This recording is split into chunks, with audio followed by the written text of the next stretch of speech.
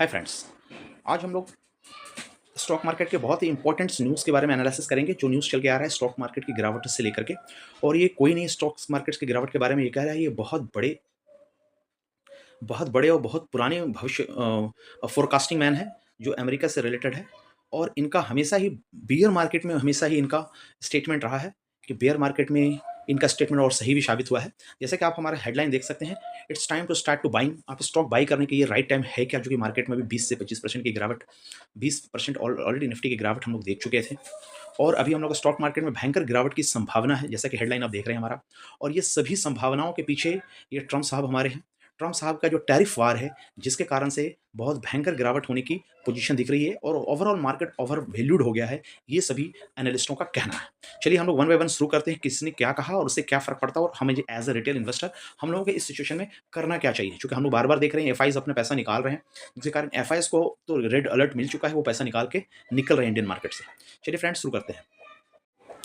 ये न्यूज़ के एनालिसिस जो कर रहे हैं मिस्टर डूम साहब हैं, जो कि एक यूएसए के फंड मैनेजर हैं।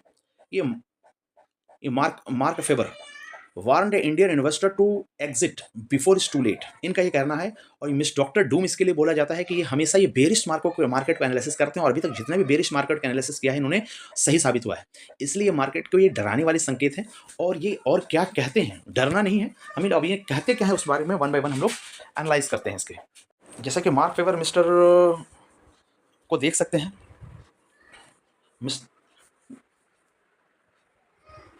मिस्टर डूम यही सर है जिन्होंने एनालिसिस के अंतर्गत ये कहा है कि इंडियन मार्केट ओवर वैल्यूड हो चुका है, इसमें कॉशियस रहने की दरकार है।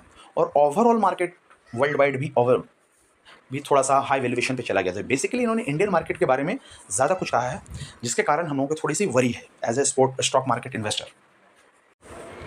मिस्टर डूम साहब का देखिए हिसाब किताब, ये एक्चुअली यूएस से नहीं है, एक्चुअली माफ़ कीजिए, ये एक स्विस इन्वेस्टर है। ये एक स्विस इन्वेस्टर है जिनके हिसाब से ये एनालिसिस निकल करके आया है, नोन एज डॉक्टर डूम। और ये रिटेल इन्वेस्टर के बारे में इन्होंने कहा है कि एग्जिट ले लीजिए बिफोर ये टू लेट। जो ग्लोबल डाउनफॉल हो चुका है, इनका कहना है कि ग्लोबल डाउनफॉल है और ये ग्लोबल डाउनफॉल के कारण ही आपका एफआईज पैसा निकाल रहे हैं। तो लिक्विडिटी की कमी इंडियन मार्केट को होगी, जिसके कारण रिटेल इन्वेस्टर ही फंस जाएंगे लास्ट में। तो इस हिसाब से इनका एक एनालिसिस है। और मिस्टर डूम साहब, मिस्टर फीवर जिनका नाम है, ये एक्चुअली ब्लूमबर्ग में एक इन्होंने स्टेटमेंट दिया है। Editor of the Bloom and Doom report set that, interview दिया है एनडीटीवी प्रॉफिट को वेस्टनसडे को, आज हो गया हमारा सैटरडे, कि ये मार्केट जो हमारा है ये बिलीव दैट कि मार्केट इज बियरिंग आ गया world wide and could be persist of the several year. तो इनका जो कहना है कि अभी जितनी बहुत सालों के बाद ये बेरिश पोजीशन आया है और ये कुछ देर रह सकता है, रुकावट और ये कंटिन्यू रह सकता है, इसके लिए हमें कोशिश होने की दरकार है। तो ये सर के बारे में क्यों डरना है, इनकी हिस्ट्री क्या है। तो इन्होंने ऑलरेडी 1987 को जो मार्केट क्रैश हुआ था उस समय भी इन्होंने एनालिसिस किया था और सिंस 70 को ही एनालिसिस किया था और इसमें क्रैश का पोजीशन इन्होंने दर्शाया था, आने वाले टाइम में क्रैश की संभावना है। तो इसलिए ये जितनी भी बेरिश मार्केट को एनालिसिस के मास्टर है, इसलिए डॉक्टर डूम कहा गया है इनको। बूम के लिए नहीं है, डूम के लिए फेमस है। और ये जब भी कुछ बोलते हैं मतलब कि बेरिश मार्केट के कंडीशन को दर्शाते हैं, इसलिए हम लोगों को थोड़ा सा कॉशियस का पोजीशन है। अब इनके अलावा और 2-3 एनालिस्टों ने ये फ्राइडे के पहले बहुत सारे स्टेटमेंट दिए हैं, हम लोग वन बाय वन उनकी भी चर्चा करेंगे। चल देखते हैं अगले स्लाइड। अनदर पेपर के भी हेडलाइंस है, जिसमें आप देख सकते हैं कि इन्होंने कहा क्या है, exit on market rebound, Mark Faber वार इंडियन रिटेल इन्वेस्टर।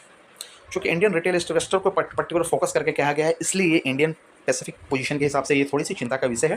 ऑलरेडी देख रहे हैं हम लोगों का मार्केट 25 के 26 के पी पे चला गया है और ये 25-26 का जो पी है ये यूएसए मार्केट के पी से भी ज़्यादा है। और अभी के ओवरऑल वर्ल्ड वाइड मार्केट में हमारा जो पी सबसे ज़्यादा चल रहा है और चाइना का पी देखेंगे हम लोग की 9 के आसपास का चल रहा है। तो उस हिसाब से ओवर वैल्यूड तो पोजीशन के हिसाब से दिख रहा है।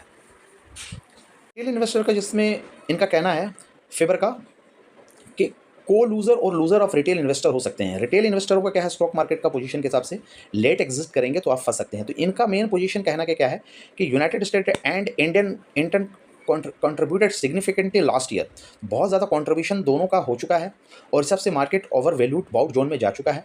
तो इनके हिसाब से ये स्टेटमेंट निकल के आ रहा है। इन्होंने क्या है, सिर्फ प्रॉब्लम ही नहीं बताई है, इन्होंने बताया है कि कौन से ओवरबाउट पोजीशन पे आ गया है। जैसे इनका कह रहा है कि सेवर इन्वेस्टमेंट हो सकता है metal as a safe haven.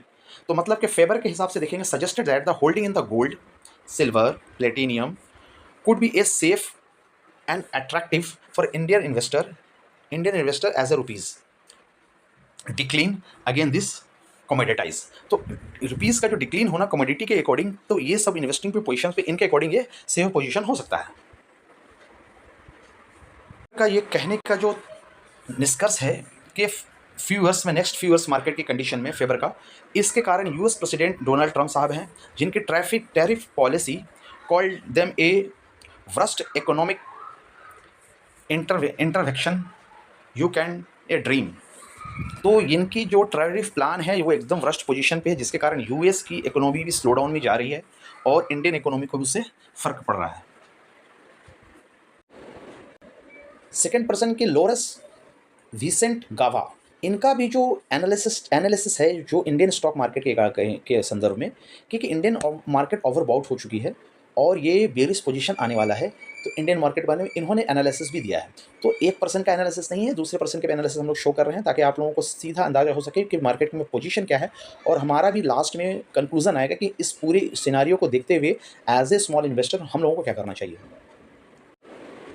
Louis साहब को देख सकते हैं, ये लुइस साहब हैं, इनका भी असेसमेंट है और ये भी फंड मैनेजर है, बहुत अच्छे से फंड यूएस के मैनेज कर रहे हैं। आगे हम लोग के बारे में स्लाइड में देख, जैसा कि देख पा रहे हैं कि लुइस साहब क्या कर रहे हैं। लुइस साहब का कहना है कि अक्टूबर से डाउनफॉल आपका मार्केट, इंडियन स्टॉक मार्केट में चालू है। ठीक है, ये एक्चुअली लुइस साहब है कि हांगकॉन्ग बेस्ड लुइस वेंचर का है, विसेंट गावा कन्फर्म दैट के, एंड ये रिसर्च के मालिक है, गेवकल रिसर्च के मालिक हैं, और इन्होंने ये प्रोडक्शन दिल्ली में इंटरव्यू के दौरान दिया है। पोजीशन है कि अभी इन्वेस्टमेंट करने का पोजीशन नहीं है। देख सकते हैं कि जैसा कि इन्होंने स्टेटमेंट में कहा कि next 6 to 8 month before settlement and valuation finding and more balancing footing. तो 6 से 8 महीनों के इन्होंने वेट करने बोला है, ताकि जो बैलेंसिंग बन जाए, मार्केट का एक बॉटम आउट हो जाए, तो आप अगेन एंट्री ले सकते हैं। तो इनका ये पोजीशन इस तरीके से कहना है कि अभी मार्केट ओवरबाउट है, आप थोड़ा सा वेट कर लीजिए, वेट करने के बाद एंट्री कर सकते हैं। जैसे कि अभी मार्केट ऊपर जाएगा, ऊपर जा करके भी अगर आपको बाउंस बैक होता है तो आपको निकलने की एक पोजीशन करनी चाहिए, ना कि उसमें अगेन डाल करके रिबैलेंसिंग करना चाहिए। और इनके ये स्टेटमेंट के पीछे भी जो एक रीज़न है, ट्रम्प साहब ही हैं। ट्रम्प साहब जो कांग्रेस के है प्रेसिडेंट हैं यूएस के, उनका जो नीति है अभी के हिसाब से कि इनका जो टारगेट है ट्रम्प साहब का, जो अभी कि यूएस का जो बॉन्ड यील्ड है जो हाई हो चुका है, जिसके कारण सभी बॉन्ड यील्ड में पैसा लगाने के लिए जा रहे हैं, बॉन्ड यील्ड हाई है तो इसके लिए बॉन्ड यील्ड को लोअर लाना इनका टारगेट है। ये इस कारण से ट्रम्प साहब जो भी काम हो रहा है वो कर रहे हैं, और इसके काम करने से सभी मार्केट में भूचाल मचा है और सभी को अनस्टेबिलिटी आ चुकी है।